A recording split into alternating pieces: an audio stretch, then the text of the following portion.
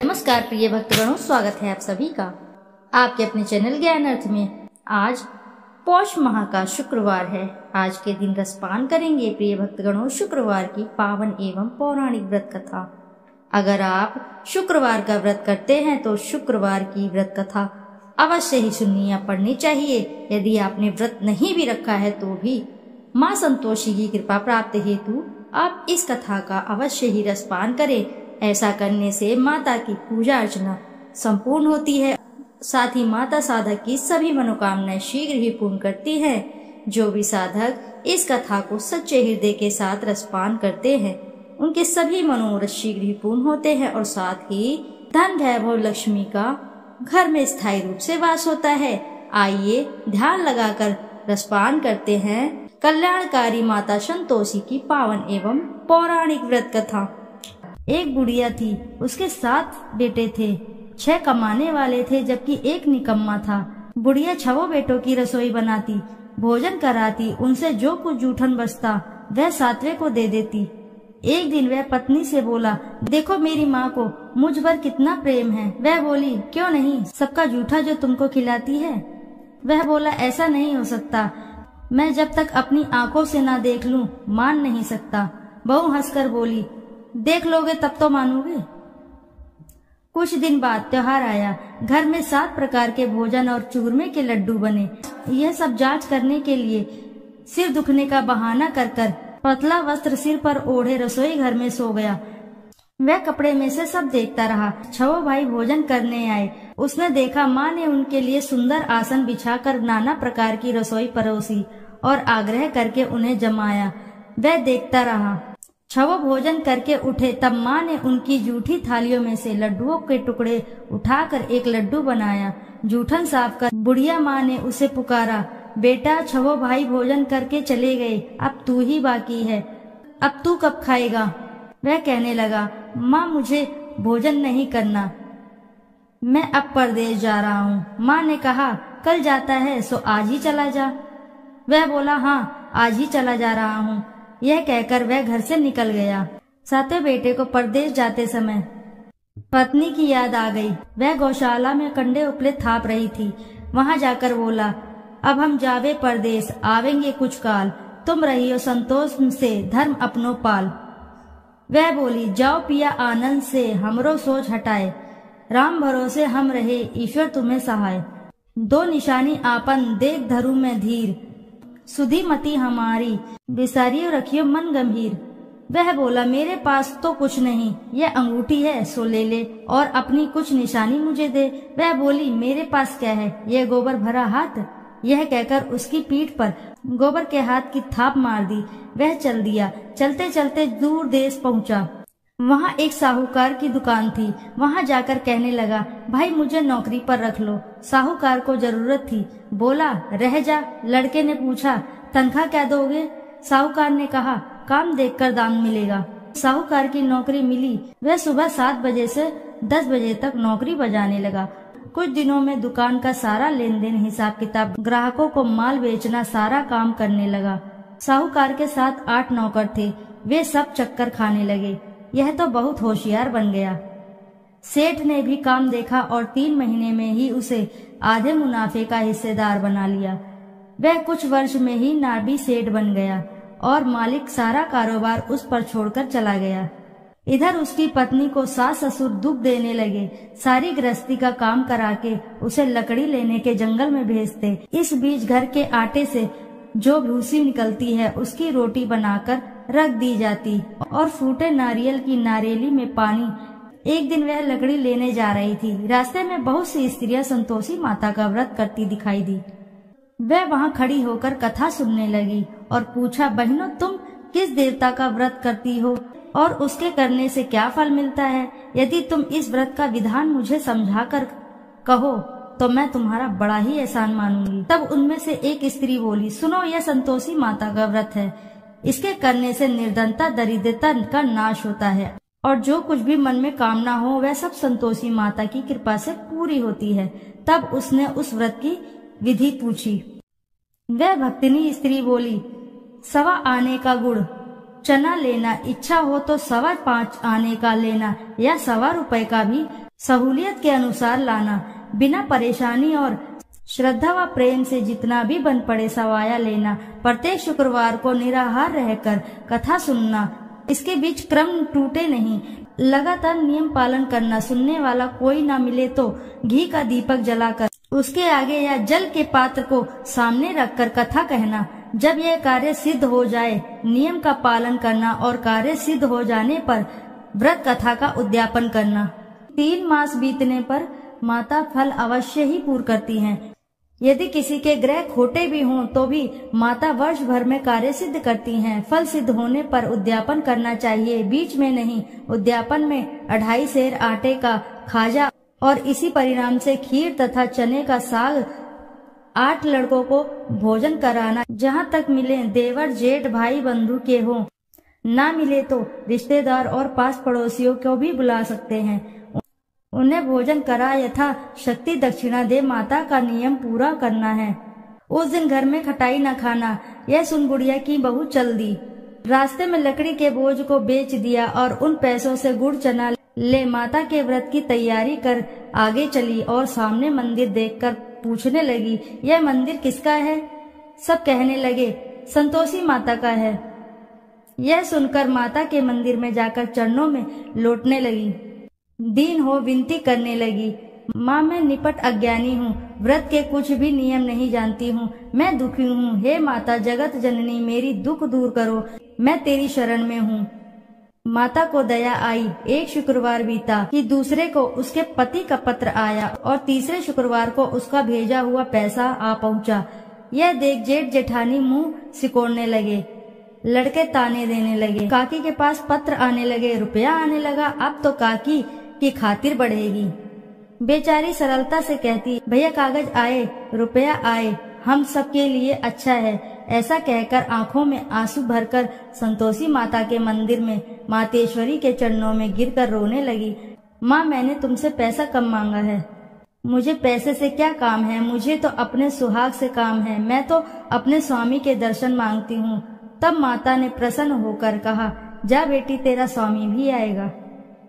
यह सुनकर खुशी से बावली होकर घर में जा काम करने लगी। अब संतोषी माँ विचार करने लगी, इस भोली पुत्री को मैंने कह तो दिया कि तेरा पति आएगा, लेकिन कैसे? वह तो इसे स्वप्न में भी याद नहीं करता, उसे याद दिलाने को मुझे ही कुछ करना पड़ेगा। इस तरह माताजी उस बुढ़िया के बेटे के पास जा स्वप्न में प्रकट होकर कहने लगी, साहूकार के बेटे सो रहा है या जागता है? वह कहने लगा, माता सोता भी नहीं जागता भी नहीं हूँ, कहो क्या आज्ञा है? माँ कहने लगी, तेरे घर बार कुछ है कि नहीं? वह बोला, मेरे पास सब कुछ है, माँ बाप है, बहू है, क्या कमी है? माँ बोली, बोले पुत्र तेरी बहू घोर कष्ट उठा रही है, तेरे माँ बाप उसे परेशानी दे रहे हैं, वह तेरे लिए तरस रही है, तू उसकी सुध ले। वह बोला, हाँ माताजी यह तो मालूम है, परंतु जाऊं तो जाऊं कैसे? परदेश की बात है, लेन देन का कोई हिसाब नहीं, कोई जाने का रास्ता नहीं आता, कैसे चला जाऊं? माँ कहने लगी, मेरी बात मान, सवेरे नहा धोकर संतोषी माता का नाम ले, घी का दीपक जलाकर दंडवत कर दुकान पर जा बैठ। देखते ही देखते सारा लेन देन चुक जाएगा, जमा का माल भी बिक जाएगा, सांझ होते होते धन का भारी ठेल लग जाएगा। अब बूढ़े की बात मानकर वह नहा धोकर संतोषी माता को दंडवत घी का दीपक जला दुकान पर जा बैठा। थोड़ी देर में देने वाले रुपया लाने लगे, लेने वाले हिसाब लेने लगे, खरीदार नगद दाम दे सौदा करने लगे। शाम तक धन का भारी ठेल लग गया। मन में माता का नाम ले, चमत्कार देख प्रसन्न हो घर ले जाने के वास्ते गहना कपड़ा सामान खरीदने लगा। यहाँ काम से निपट तुरंत घर को रवाना हुआ। उधर उसकी पत्नी जंगल में लकड़ी लेने जाती, लौटते वक्त माता जी के मंदिर में विश्राम करती। वह तो उसके प्रतिदिन रुकने को जो भी स्थान ठहरा, धूल उड़ती हुई देख वहाँ माता से पूछती है, हे माता यह धूल कैसे उड़ रही है? माता कहती है, हे पुत्री तेरा पति आ रहा है, अब तू ऐसा कर लकड़ियों के 3 बोझ बना ले, एक नदी के किनारे रख और दूसरा मेरे मंदिर व तीसरा अपने सिर पर। तेरे पति को लकड़ियों का गट्ठर देख मोह पैदा होगा, वह यहाँ रुकेगा, नाश्ता पानी खाकर माँ से मिलने जाएगा। तब तू लकड़ियों का बोझ उठाकर जाना और चौक में गट्ठर डालकर जोर से आवाज लगाना, लो सासू जी लकड़ियों का गट्ठर लो, भूसी की रोटी दो, नारियल के खोपड़े में पानी दो, आज मेहमान कौन आया है। माता जी से बहुत अच्छा कहकर वह प्रसन्न मन से लकड़ियों के 3 गट्ठर बनाई, एक नदी के किनारे पर और एक माता जी के मंदिर पर रखा। इतने में मुसाफिर आ पहुंचा। सूखी लकड़ी देखकर उसकी इच्छा उत्पन्न हुई कि हम यहीं पर विश्राम करें और भोजन बनाकर खा पीकर गांव जाएं। इसी तरह रुक कर भोजन बना विश्राम करके गांव को गया। सबसे प्रेम से मिला। उसी समय सिर पर लकड़ी का गट्ठर लिए वह उतावली सी आती है। लकड़ियों का भारी बोझ आंगन में डालकर जोर से 3 आवाज देती है, लो सासू जी लकड़ियों का गट्ठर लो, भूसी की रोटी दो, आज मेहमान कौन आया है। यह सुनकर उसकी सास बाहर आकर अपने दिए हुए कष्टों को भुलाने हेतु कहती है, बहू ऐसा क्यों कहती हो, तेरा मालिक ही तो आया है, आ बैठ, मीठा भात खा, भोजन कर, कपड़े गहने पहन। उसकी आवाज सुनकर उसका पति बाहर आता है। अंगूठी देखकर व्याकुल हो जाता है। माँ से पूछता है, माँ यह कौन है। माँ बोली, बेटा यह तेरी बहू है, जब से तू गया है तब से सारे गांव में भटकती फिरती है, घर का कामकाज कुछ करती ही नहीं, 4 पहर आकर खा जाती है। वह बोला, ठीक है माँ, मैंने इसे भी देखा और तुम्हें भी, अब दूसरे घर की ताली दो, उसमें रहूंगा। माँ बोली, ठीक है, जैसी तेरी मर्जी। तब वह दूसरे मकान की 3री मंजिल का कमरा खोलकर सारा सामान जमाया। एक दिन में राजा के महल में जैसा ठाट बाट बन गया। अब क्या था, बहू सुख भोगने लगी। इतने में शुक्रवार आया। उसने पति से कहा, मुझे संतोषी माता के व्रत का उद्यापन करना है। पति बोला, खुशी से कर लो। यह वह उद्यापन की तैयारी करने लगी। जिठानी के लड़कों को भोजन के लिए कहने गई। उन्होंने मंजूर किया, परंतु पीछे से जिठानी ने अपने बच्चों को सिखाया, देखो भोजन के समय खटाई मांगना, जिससे उसका उद्यापन पूरा ना हो। लड़के खाने आए, खीर खाना पेट भर खाया, परंतु बाद में खाते ही कहने लगे, हमें खटाई दो, खीर खाना हमको नहीं भाता, देखकर आरुचि होती है। वह कहने लगी, भाई खटाई किसी को नहीं दी जाएगी, यह तो संतोषी माता का प्रसाद है। लड़के उठ खड़े हुए, बोले, पैसे लाओ। बोली बहू कुछ जानती नहीं थी, उन्हें पैसे दे दिए। लड़के उसी समय हट करके इमली खटाई ले खाने लगे। यह देखकर बहू पर माता जी ने कोप किया। राजा के दूत उसके पति को पकड़कर ले गए। जेठ जेठानी मनमाने वचन कहने लगे, लूट लूट कर धन इकट्ठा कर लाया है, अब सब मालूम पड़ जाएगा, जब जेल की मार खाएगा। बहू से यह सहन नहीं हुए। माता संतोषी से मांगी माफी। रोती हुई माता जी के मंदिर गई। कहने लगी, हे माँ, तुमने क्या किया। हंसाकर अब भक्तों को रुलाने लगी। माता बोली, बेटी तूने उद्यापन करके मेरा व्रत भंग किया।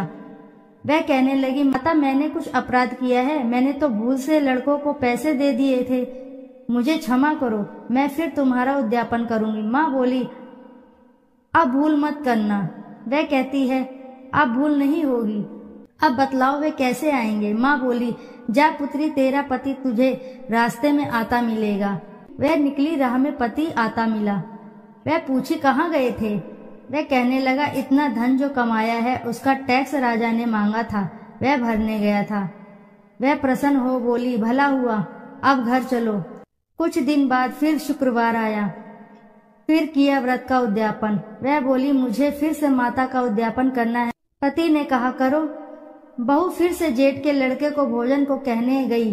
जेठानी ने 1-2 बातें सुनाई और सब लड़कों को सिखाने लगी, तुम सब लोग पहले ही खटाई मांगना। लड़के भोजन से पहले कहने लगे, हम खीर नहीं खानी, हमारा जी बिगड़ता है, कुछ खटाई खाने को दो। वह बोली, खटाई किसी को नहीं मिलेगी, आना हो तो आओ। वह ब्राह्मण के लड़के को लाकर भोजन कराने लगी।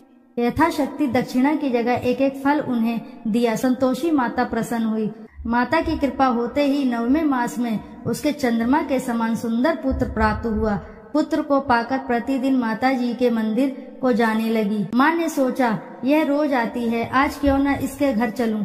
यह विचार कर माता ने भयानक रूप बनाया। गुड़ चने से सना मुख, ऊपर सूंड के समान होठ, उस पर मक्खियां भिन्न भिन्न कर रही थी। देहली पर पैर रखते ही उसकी सास चिल्लाई, देखो रे कोई चुड़ैल डाकिन आ रही है, लड़को इसे भगाओ नहीं तो किसी को खा जाएगी। लड़के भगाने लगे, चिल्लाकर खिड़की बंद करने लगे। बहू रोशनदान में से देख रही थी। प्रसन्नता से पगली बन चिल्लाने लगी, आज मेरी माताजी मेरे घर आई हैं। वह बच्चे को दूध पीने से हटाती है। इतने में सास का क्रोध फटा। वह बोली, क्या उतावली हुई है, बच्चे को पटक दिया। इतने में माँ के प्रताप से लड़के ही लड़के नजर आने लगे। वह बोली, माँ मैं जिसका व्रत करती हूँ यह संतोषी माता है। सबने माताजी के चरण पकड़ लिए और विनती करने लगे, हे माता, हम मूर्ख अज्ञानी हैं, तुम्हारे व्रत का विधि विधान हम नहीं जानते। व्रत भंग कर हमने बड़ा अपराध किया है। जग माता आप हमारा अपराध क्षमा करो। इस प्रकार माता प्रसन्न हुई। बहू को प्रसन्न होकर जैसा फल दिया वैसा माता सबको फल दे। जो पढ़े उनका मनोरथ पूर्ण हो, सभी की मनोकामनाएं पूर्ण हो, सभी के कार्य बनते चले जाएं। बोलो जय संतोषी माता की जय।